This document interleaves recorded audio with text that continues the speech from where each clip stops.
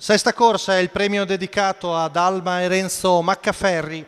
Sono in 9 al via, cavalli di buona qualità, cavalli anziani, uno Zigolo VGL, Davide Angeletti, 2 Baccani, Antonio Di Nardo, 3 Armstrong Luis, Alessandro Gocciadoro, 4 Valtest, Adrian Gioni, 5 Zigolo Debuti, Carlo Dorovic, 6 Africa Jet, Alessandro Raspante, seconda fila 7 Artico P, Roberto Vecchione, 9 Topolo P, Marco Stefani, 10 Zenotab, Gianni Targhetta. Parte velocissimo Baccani e prende subito il comando su Armstrong Luis che cerca di venire giù, ma c'è davanti a Topolo P che rimane terza, mentre vediamo di fuori Valdest, poi a largo anche Carlo Dorovic con Zigolo Debuti.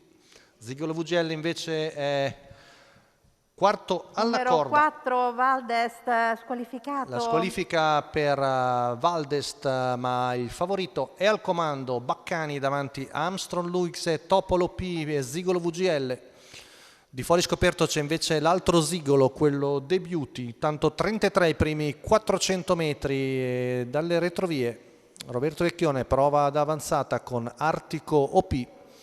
Intanto Baccani arriva al paletto dei 600 metri, passati in 46,3, 16 la frazione della curva.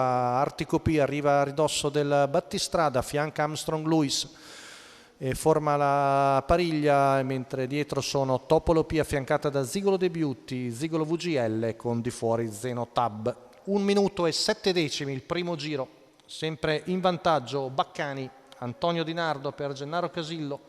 Di fuori il numero 7 di Artico P che affianca Armstrong Luis, intanto chilometro che va via in 1,16 secco, 15,3.